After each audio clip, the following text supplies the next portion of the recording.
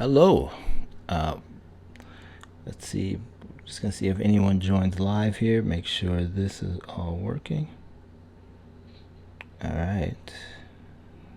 One person's watching, which is myself. But all right. So welcome to another live Friday live show. I did put this one out sort of last minute. I forgot to put it up this weekend, but I'm live every Friday for the month of December and probably going forward. I kind of like doing these. But if you don't know, my name is Kwame Johnson. I'm the host of this little corner of YouTube where I talk about affordable photography gear and photography philosophies to hopefully help us all become better at photography. So today, as you saw by the title, I'm going to share with you my favorite photography gear of 2022. These are things that didn't necessarily come out in 2022, but things that I got in 2022, and I'm really excited about using them and sharing them with you all. Hopefully you all like it. If you have any questions or any comments or anything about that, leave a comment down in the live chat, and I can pull that up and answer your questions or comments. And I will have links down below when this is published on everything that I've talked about, also on my website.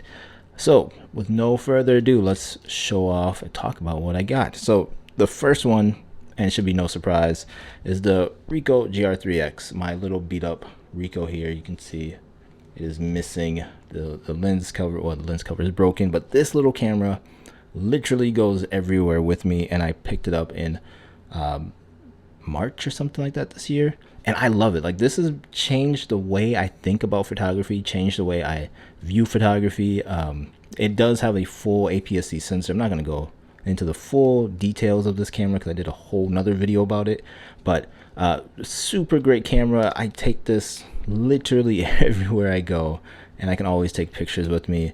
It has become a part of my right hand, essentially. Like, I know how to just use this thing, and whenever I just want to take a picture, I know what I'm going to get. I also use the Fujifilm X-F10. I've been using it more because I want to kind of dive deep on a video about it.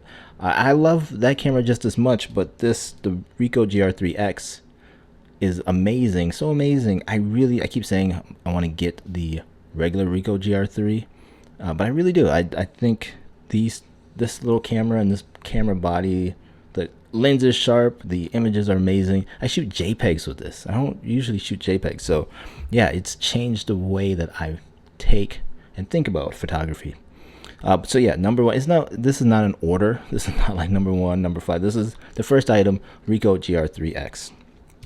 The second piece of gear that I got is way different. It is the Sony 90mm macro lens. This is a very, very heavy lens, but it's an amazing lens. Whenever we go out now, I'm bringing this and this camera. So this is my wide angle-ish lens, and then this is my, I guess you want to say, more standard lens. Because it is a macro lens, obviously you can do macro photography with it, but I use it for everything. Landscapes, cityscapes, portraits of friends and family. Literally, I bring it around. This is my, I have my A7 II. I guess you could say, yeah, when I have my A7 II, this is my walk around lens, and I absolutely love it. I don't know what else to say. Like, the image quality is great. The only knock is there's no zoom with it, so you're stuck with the one focal length. But I really love this lens, and it goes with me everywhere. Now I'm a lot more careful with this lens than I am with the Ricoh. I don't know why, because they're both really really good products, and I probably should treat them both the same. But I really love this lens. It's just been amazing, and the image quality. That's what, to me, it's all about image quality. And I don't want to worry about, I don't worry about sharpness. Everything has to be sharp, corner to corner. I don't even look at that. But the image quality I get is just amazing out of this lens, and I absolutely love it. I take it everywhere. And like I said before, this is literally the lens that I keep on my camera. Like if we're just going out for the day or something, this is what I'm bringing with me 99% of the time.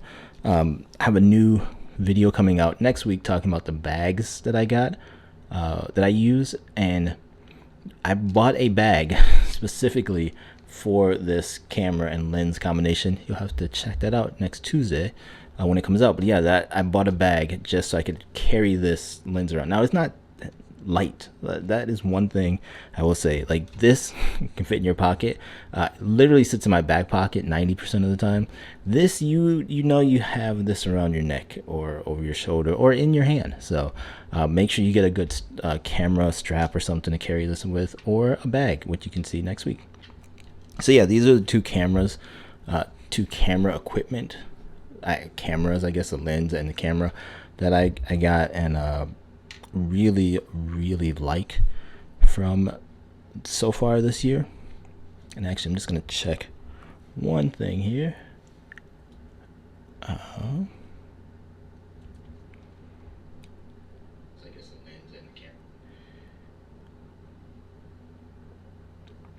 All right, and then actually, hold on, I forgot to grab the other thing here. Be right back. All right, I'm back. This is, you can see this is live. The third piece of gear that I picked up this year that I really like, shouldn't be a surprise. This bag here, this is the PGY Tech Solo, or PGY Tech 1 Go Solo. It's a sling bag. I use it, like I mentioned before in my what I brought to Disneyland video. I use this as a fanny pack, but it's really nice. I can put this little Ricoh GR3 in here. I can put my Fujifilm X-F10 in here, and then I have a spot for my I have a spot over here for my wallet and sunglasses. So I absolutely love this little bag. It literally goes everywhere with me. So whenever I leave the house, this is what I'm bringing with. Sometimes I use it as a sling, but 90% of the time I just use it as a fanny pack. I don't care what people think. And also it's nice because I can hold other little things. So I have cash in here, like I said before, my little SD card reader in here for my iPhone. But it's nice, it's really nice, I'm not gonna lie, to get your stuff out of your pockets and just have it in a bag. My wife makes fun of me. She says I have a man purse with me all the time, but it's functional. Right? So yeah, I really do love this little bag. And again, Tuesday I'm going to show you the 3 bags that I have that I use on a regular basis and kind of talk through why I use them. And this will be in that in that video. All right, so the next thing, I'm kind of just flying through these faster than I thought. Again, if you have any questions, comments, let me know in the down in the comments, I guess. The next one, we're gonna jump over to the computer, and this is software from this company. Actually, I'll show you the website first. So this is a company called Cobalt Image, and they have film emulation and digital emulation for Lightroom, and it's super cool because it's not just a filter that you put on. It's actually, I can show you here. So it's, if you come into, let's see, let's work on this one. I don't think I've done anything to this one, this image, right? You come in here and up here in Lightroom, you have profiles. You have profiles, and in these profiles, this is where this film simulation sits, and they do an amazing job. Like, I don't know what science or what magic they're working behind the scenes. Now, I've never used a Leica camera. I only have the one Fuji camera, but people who do have Fuji cameras, or these Fuji, like you can replicate the Fujifilm XF100 classic negative, right? This is a look you can get if you bought that camera. Well, you can get that same look with, in my case, Sony cameras, using these film emulations, or this is a digital emulation, but they also have film emulations, and it's really, really good. And I bought it earlier this year. I'm pretty sure I bought it earlier this year. I may have bought it last year, but I'm claiming it for this year because I really used it this year.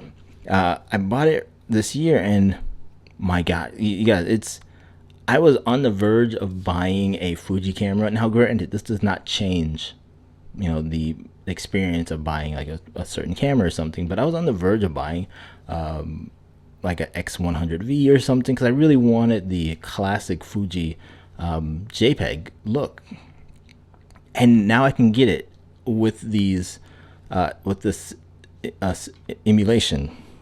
And so let's just go back over to their website. You can see here they have film emulation now, so you can pick up Kodachrome, Fujifilm, Kodak film, and Silverfilm, and they have their digital emulation down here. I got the Fuji digital pack. Now you do have to buy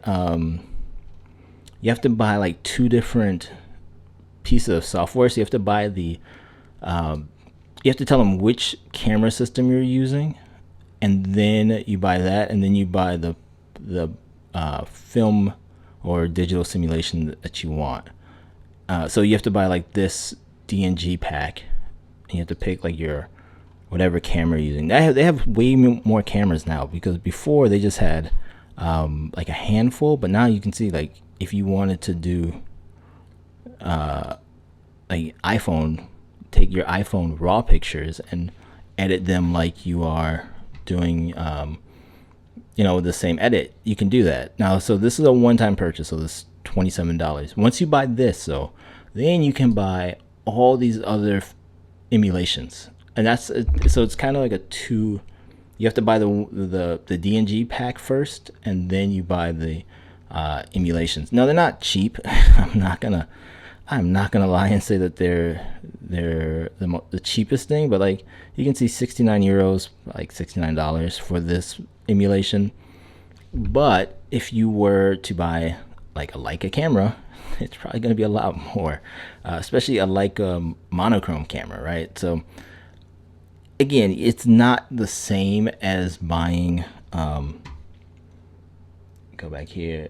It's not the same as buying the camera itself, but it's a great way to, again, explore playing with your camera, pictures, creating looks that you really couldn't. I mean, like, could you create this with a filter, or creating your own type of filter? Probably, maybe, but this just works. And again, you pay, let's say in this case, $69.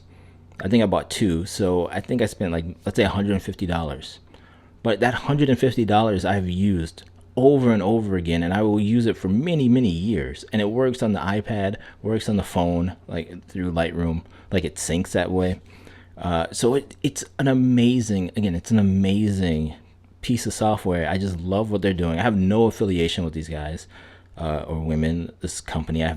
They don't know who I am. I've never made a video about them, but it's pretty cool. And again, I want to show you I'll show you what mine looks like, but on their website, you can see here, they have some examples. So you have like your before, and then your after. Like, so this is just the monochrome, but let's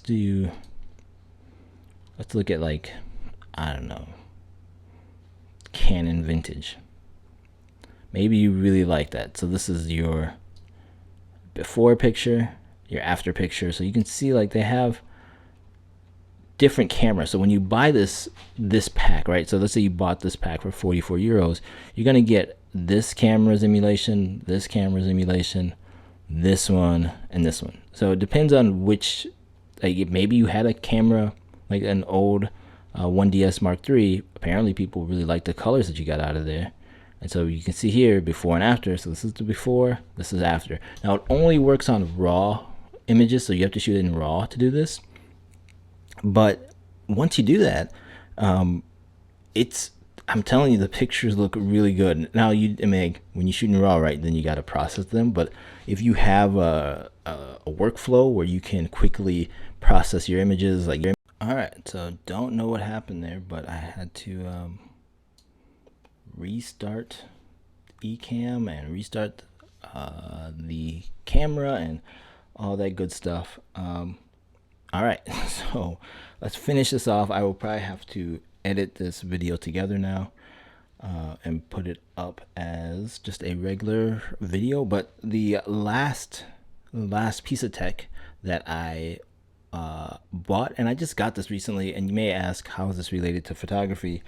And that is the Kindle Scribe.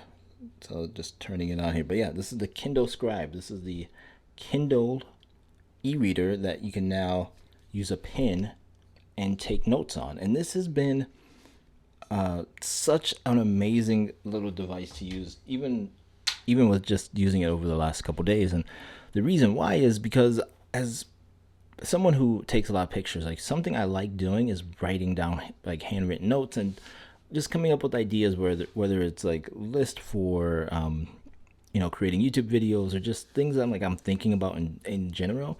And I have notebooks around. Like, I have this notebook that I use for everything. The problem is I don't find what I wrote down, because I just, like, literally one piece of paper will have like multiple notes from different client meetings or stuff I'm working on here, or other projects I'm working on. So it's kind of a jumbled mess, and I really wanted something where I could have digital notes, take them, and be somewhat organized. I've been looking at other e-ink devices that are, in all honesty, better than the Kindle Scribe. However, I've been making it, and I've been wanting to read more, and I use the Kindle, Amazon's Kindle ebooks to read. I know there's ways that you could probably rip them and put them in other services like Kobold, and I think it's a Kobold or something like that it's called. But I don't want to do all that. Like, it works for me. I have some Audible books, and so having a nice big device to write on, but also to read on, just grabbing a book, like having this nice big device to read on, I've actually started reading more because of this device, because of having the device. Not that the device has made it better for me to read, but just having that device to read on. And then also when I'm like finding out about new books to pick up, it makes it easier for me to just like, oh, let me queue this up, add it to my want to read later place. I guess I just have a note on Apple Notes where books I want to read. I have a link out to them on Amazon, so I can pick them up when it's ready. But also reading websites, I can send it to Kindle and I can read it on here, and then when I'm done, I just delete it off there. It makes it so much easier, and I've been trying to spend less time on the computer. There are so many amazing blog posts and things like that are out online, but I just don't like reading about it. I just don't like reading on on the screen, especially at night with my gigantic iPad. Like, you have this thing. I feel like if I fall asleep and this falls on my head, I could get a concussion. But in all honesty, I know you can write on the iPad. Obviously, I have the Apple Pencil, but I just have never liked writing on glass. It just is a little bit too slippery. There's enough resistance on the Kindle Scribe that it works. Hopefully, they'll be updating it with some better software updates. But it's the idea. You never buy anything with the hopes of it getting updated. You buy something for the features it has now, and for the features that it has now, it works for me. I have been spending way too much time creating my own little PDF journals, so I can have a daily action task management or task action plan that I can block out what I want to do for the day. I'm creating one for like journaling or just taking down notes. They do have some free templates that are in there, but you can't customize them at all. So being able to do it this way works. The only problem with it doing it my way is that you can't save your notes back out. So that does kind of suck. But again, hopefully they will have some updates that will bring some of these features to the Kindle Scribe. But yeah, so far I really do like it. I planned out this video on here at a coffee shop yesterday, waiting for my kid to be done with baseball. So that was nice. And then I was able to just flip over and start reading.